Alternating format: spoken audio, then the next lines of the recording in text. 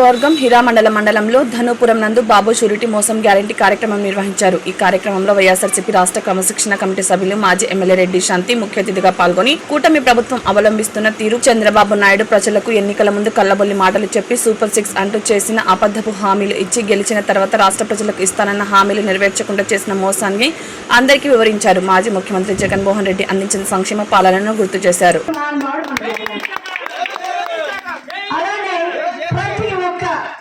పిల్లలు, విద్యార్థులు, నా అక్క చెల్లెల పిల్లలు మరి ఎక్కడ కూడా పేదరికం అడ్డు రాకూడదు, ప్రతి ఒక్క బిడ్డ బాగా చదువుకోవాలని చెప్పి విద్యా దీవెనని, వసతి దీవెనని సంవత్సరానికి ఎన్నోసార్లు చక్కగా టైం ప్రకారంగా మరి విద్యా దీవెన డబ్బులు వేసేవారు, వసతి దీవెన డబ్బులు వేసేవారు.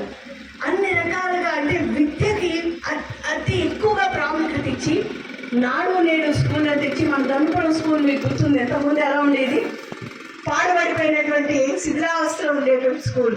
మరి జగనన్న నాడు నేడు కార్యక్రమం తీసుకొచ్చి బ్రహ్మాండమైన స్కూల్గా తీర్చిదిద్ది ప్రతి ఒక్క బిడ్డ గౌరవంగా ఆనందంగా వెళ్ళే స్కూల్లా తీసుకొచ్చారు. మరి అలానే ఆరోగ్య విషయం వస్తే 25 లక్షల ఆరోగ్యశ్రీ ఇన్సూరెన్స్ ఇచ్చినటువంటి మహానుభావుడు భారతదేశమే కాదు ప్రపంచంలో ఎక్కడా లేదు. అది కేవలం మన ఆంధ్రప్రదేశ్ ముఖ్యమంత్రిగా ఇప్పుడు జగన్. మరి ఇలా ఎన్నో కార్యక్రమాలు, ముఖ్యంగా మన హీరామండల మండలంకి వస్తే మనం 2019 నుంచి 2024 వరకు కూడా ఎన్ని కార్యక్రమాలు చేశారంటే అందరూ అనేవారు పాతపట్నం అత్యంత వెనకబడిన నియోజకవర్గం. 175 నియోజకవర్గాలు ఆంధ్రప్రదేశ్లో ఉంటే అత్యంత వెనకబడిన నియోజకవర్గం 175వ స్థానం పాతపట్నానికి. అన్న ఏంటి మాకు దుస్థితి, మా పరిస్థితి ఏంటి, మాకు నీరు మొత్తం ఈ శ్రీకాకుళం జిల్లాకి నీరు ఇచ్చిన దాతరం మేము.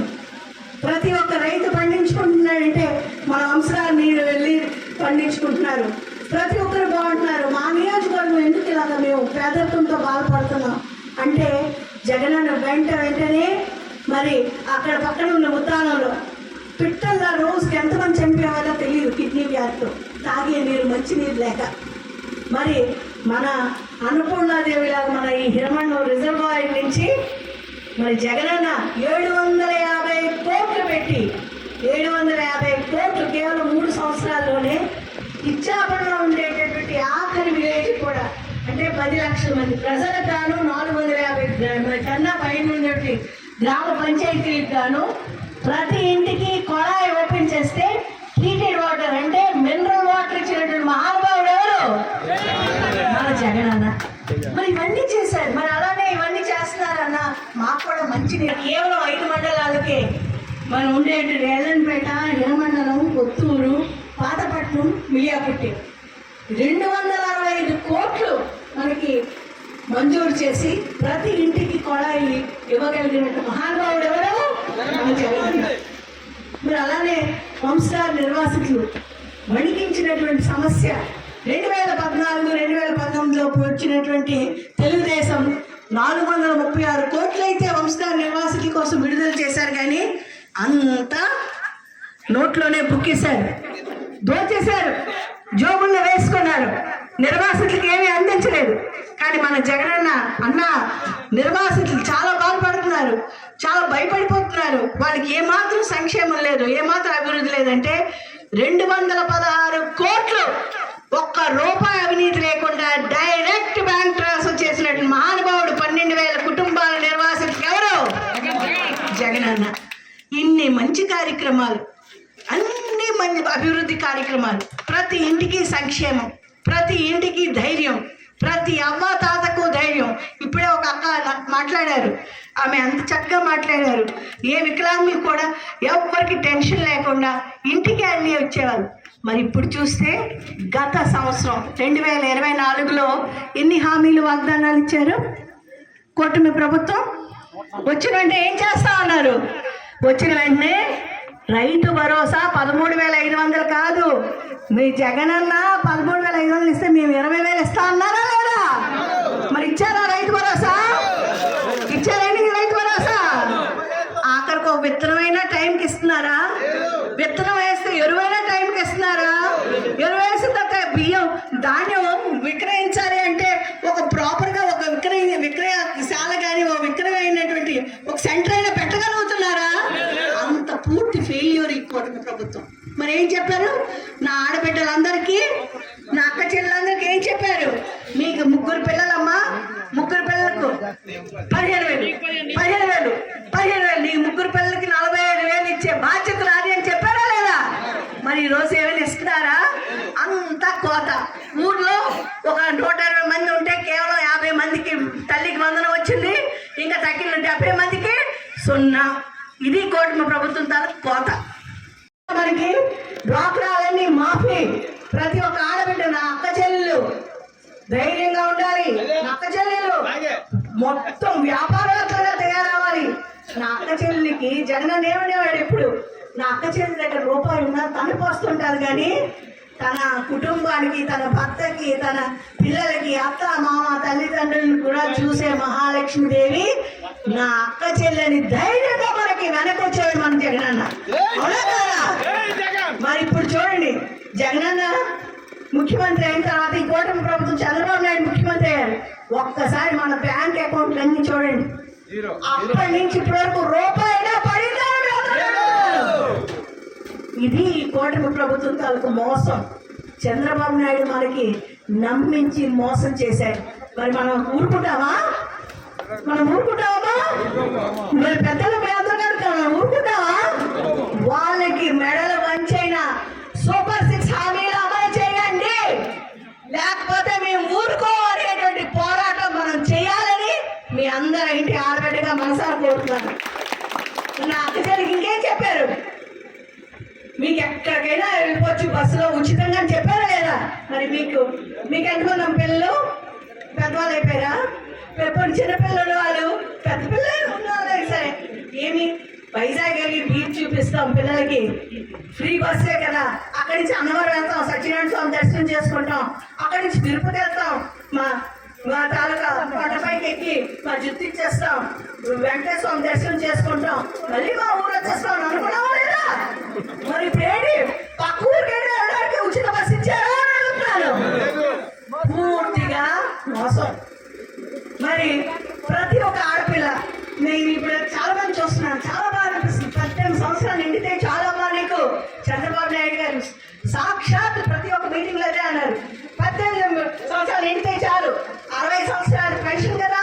18 సంవత్సరాల నుంచి 60 సంవత్సరాలు ప్రతి ఒక్క ఆడపిల్లకి, ప్రతి ఒక్క ఆడబిడ్డకి, ప్రతి ఒక్క అక్కకి, ప్రతి ఒక్క చెల్లికి నెలకి మీరు ఎక్కడికి వెళ్ళకుండా మీరు ఏంటి మీ చేతిలో పాకెట్ మనీగా 1500 ఇస్తా ఉన్నారు. ఒక్క నెలైనా ఇచ్చారా? ఇచ్చారా? ఏం నాకు వినిపించకుండా మరి గట్టిగా ఇచ్చారా? మరి మనలాంటి 50 సంవత్సరాల వాళ్ళకి మీరు ఎక్కడికి పనికి వెళ్ళక్కర్లేదు, 50 సంవత్సరాలకే మీకు పెన్షన్ ఇస్తా అన్నారు. ఎవరైనా 50 సంవత్సరాల వాళ్ళకి ఒక్క నెలైనా పెన్షన్ ఇచ్చారా? ఇచ్చారండి? మరి ఇప్పుడు ఇలా చేస్తుంటే సూపర్ 6 ఎక్కడికి వెళ్ళిపోయాయి? సూపర్ 6 తాలూకా వ్యవస్థ ఏమైంది? ఆ సంక్షేమాలు ఏమయ్యాయి? అభివృద్ధి ఏమైంది? మరి మనం ఈరోజు చేసే కార్యక్రమం ఏంటి? బాబు ష్యూరిటీ, చంద్రబాబు ష్యూరిటీ, మోసం గ్యారంటీ, పేదవాళ్ళ బతుకు పతనం గ్యారంటీ, పేదవాళ్ళ బతుకు కథం గ్యారంటీ అనే కార్యక్రమాన్ని మనం చేస్తాం. మన ఈ కార్యక్రమం దాని ఉద్దేశం ఏంటి? ప్రతి ఊర్లో ఇప్పుడు సుపరిపాలన బాగా తిరుగుతున్నారు వాళ్ళు, తెలుగుదేశం వాళ్ళు తిరుగుతున్నారు కదా, ఫోటోకైనా వచ్చి తిరిగేస్తున్నారు. ఎక్కడో ఒక ఎమ్మెల్యే కనిపిస్తున్నారు అంతే, లేకపోతే వాళ్ళ కార్యకర్తలు తిరుగుతున్నారు. ఆ ఊరంతా ఒక 100-200 జెండాలు కడుతున్నారు. వచ్చాక ఒక 3-4 ఎందుకు రాలేకపోతున్నారు? ఒక చెల్లకుంటుంది. సూపర్ 6 లేదని ప్రతి వాళ్ళు అడుగుతాం కదా. మరి సూపర్ 6 లేని మీరు ఎందుకు అమలు చేయలేకపోతున్నారు? ఒక రైతు భరోసా ఇవ్వలేకపోతున్నారు, ఆడబిడ్డకి చేయత ఇవ్వలేకపోతున్నారు, వచ్చి ఆడబిడ్డకి భరోసా ఇవ్వలేకపోతున్నారు. విద్యా సంస్థ ఎలా చేశారు, విద్యా వ్యవస్థ ఎలా చేశారు, ఎంతమంది ఆడబిడ్డలు ఆ పిల్లలు ఇప్పుడే నాకన్నా ఎవరు పెద్దవాళ్ళు చెప్పారు ఏంటి 70-80 వేలు ఫీజు కట్టకపోతే మీకు ఎగ్జామ్ రాయనమంటుంటే ఆ ఆడబిడ్డలు ఎంతో పుస్తకాలు వాళ్ళు కూడా ఆఖరికి తాకట్టు పెట్టుకొని పిల్లలకి ఇస్తున్నారు డబ్బులు. కళాశాలలు కట్టుకుంటే అప్పుడు హాల్ టికెట్ ఇస్తున్నారు ఎగ్జామ్ రాయడానికి. ఇది ఈరోజు ప్రభుత్వం, కూటమి ప్రభుత్వాల పరిస్థితి. అంటే సామాన్యమైన ప్రజలు, పేద ప్రజల్ని మోసం చేసే రీతిలో కూటమి ప్రభుత్వం సంపూర్ణమైనటువంటి మార్క్స్ సంపాదించారు కాబట్టి మనం వాళ్ళకి బుద్ధి చెప్పే మార్గం ఇదే. మనం ప్రతి ఒక్కరిని కూడా ఉత్తేజపరచాలి, చైతన్యపరచాలి. మనకు జరిగిన అన్యాయాన్ని సహించకూడదు. మరి అలానే మరి ఇక్కడ స్థానిక ఎమ్మెల్యే మామిడిగోవిందరావు గారి పరిస్థితి ఏంటి? ఏంటమ్మా ఏంటి? ఇసుక, మద్యం, మరి అక్రమంగా భూ కబ్జా. మీ దగ్గర ఒక స్థలం ఉందంటే మీ కబ్జా. మరి బస్సు అక్కడ నిల్చుందంటే 1000 రూపాయల కలెక్షన్, అందులో సీట్లు ఖాళీ, ఫ్రీ సీట్లు. మరి ఎంత అవినీతి అనేది ఎంత విజృంభణగా ఉంది అంటే చెప్పడానికి కూడా చాలా సిగ్గు అనిపిస్తుంది, చెప్పడానికి కూడా చాలా బాధ అనిపిస్తుంది.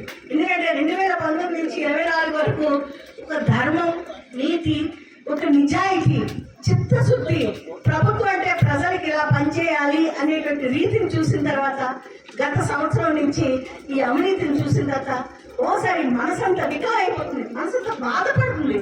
ఏంటి ప్రజల తాలూకా నమ్మకాన్ని ఈ విధంగా ద్రోహం చేసిన వాళ్ళకి భగవంతుడా ఏ శిక్ష ఇస్తావో అని ఒక చాలా బాధ, ఆత్రాలు వస్తుంది మనసులో నుంచి. మరి మనందరం కూడా మరి జరిగేటటువంటి రోజుల్లో, రాబో రోజుల్లో ఈ విషయాన్ని గట్టిగా తీసుకోవాలి. అన్యాయం సహించకూడదు. మోసానికి మనం వెంటనే నువ్వు ఈ సూపర్ 6 హామీలు ఇచ్చావు, వెంటనే పూర్తి చేయి. మనంతా ఏమనుకున్నాం? కూటమి ప్రభుత్వం ముందు మన అక్క చెల్లెళ్ళు, అన్నదమ్ములు, ఓటర్స్ అంతా ఏమనుకున్నారు? ఆహా, చంద్రబాబు నాయుడు ఒకవేళ ఇన్ని హామీలు ఇచ్చాడు, ఇవ్వకపోయినా వెనక్క పవన్ కళ్యాణ్ ఉన్నాడు, చేయిస్తాడని అనుకున్నారా లేదా? అంటే ప్రజలాగా ఉన్నా లేదా? కానీ పవన్ కళ్యాణ్ గారు చాలా బిజీగా ఉన్నారు. ఇందులో ఆయన ఓన్లీ ప్రజల డబ్బులతో హెలికాప్టర్ లో హైదరాబాద్ నుంచి ఊరికినే వచ్చి ఒక ఫోటో తీసుకుని వెళ్ళిపోవడానికి బిజీగా ఉన్నారు. ఈ అమ్మకి చేయూత వచ్చిందా లేదా? ఈ అమ్మకి పిల్లలకి చదివించడానికి విద్యా దీవెన వచ్చిందా లేదా? ఈ అమ్మకి, ఆ వికలాంగుల అమ్మకి పాపం ఎన్ని కష్టాలు, ఆ రకమైనటువంటి ప్రశ్నలు ఏంటి? ఆ అమ్మకి ఎలాగైనా ఇంటికే పంపించాలి. అలాంటి సామాన్య పేద ప్రజలు బాగు చేయాలని అతనికి ఏమాత్రం ఇంట్రెస్ట్ లేదు. అతను ఎంతసేపు చంద్రబాబు నాయుడు ఏ విధంగా చెప్తే ఆ విధంగా నడుచుకోవడానికే సిద్ధంగా ఉన్నాడు. కానీ మన పేద ప్రజలకి సమస్యలు ఎదుర్కోలే పరిస్థితిలో లేడని మనం ప్రజల్లో ఈ విషయాన్ని గట్టిగా తీసుకెళ్లాలని అక్కడ మనం చర్చించారు. ఇప్పుడే నాకు బాగా చాలా చెప్పాడు. ఒక్క జనసేన అబ్బాయి ఇంతకుముందు ఎన్నో రకాలుగా మాట్లాడారు. ఒక్కరోజు చెప్పగలరా? మేము ఈ పని చేశాము అని. మనం చేసే ప్రతి ఒక్క మంచి పనికి మాత్రం ఇక్కడ మామిడి గోవిందరావు, అక్కడ రామ్మోహన్ నాయుడు, కేంద్ర మంత్రి నుంచి రామ్మోహన్ నాయుడు వెంటనే వచ్చి పక్కనే ఇంకొకటి తవ్వేసి ఇంకో పెద్ద శిలాపాలపై ఎదురు చేసేస్తున్నారు. మనం చేసేసిన పనులన్నీ అయిపోయాయి. 5% 10% మిగిలి ఉన్నాయి. అది పూర్తి చేయకుండా ముందు ఈ శిలాపథకాన్ని మాత్రం వాళ్ళు చేసుకుంటారు. ఇది రాజకీయంగా ఎదుర్కోవడం అదే. కానీ రాజకీయంగా ప్రజల్లోకి వెళ్ళాలి, ప్రజల సమస్యలకి వెంటనే పరిష్కరించాలి, ప్రజలకు ఇచ్చిన హామీ వాగ్దానాలు పూర్తి చేయాలి అని మాత్రం కూటమి ప్రభుత్వంకి అసలు ఆలోచన లేదని మరి మీ అందరికీ తెలియజేస్తూ, మనం వెంటనే ఈ విషయాన్ని ప్రతి ఒక్క గ్రామంలో గౌరవ పెద్దలు, గౌరవ నాయకులు, గౌరవ వైఎస్ఆర్సీపీ కార్యకర్తలకి నేను అది కోరేదే. మనం ప్రతి గ్రామంలో కూడా మన ప్రజల్ని యాక్టివేట్ చేయాలి, మన అవగాహన పరచాలి, మనకు జరిగిన అన్యాయం సహించకూడదనే విషయాన్ని తెలియచేయాలి. మళ్ళీ మన తాలూకా ప్రభుత్వం, మన ప్రజా ప్రభుత్వం, జనరంజక ప్రభుత్వం మనందరినీ మెచ్చి, మనందరినీ అక్క చెల్లెలిగా, అన్నదమ్ముడిగా, సామాజిక న్యాయం, సమన్యాయం చూపించిన మహానుభావుడు రాజశేఖర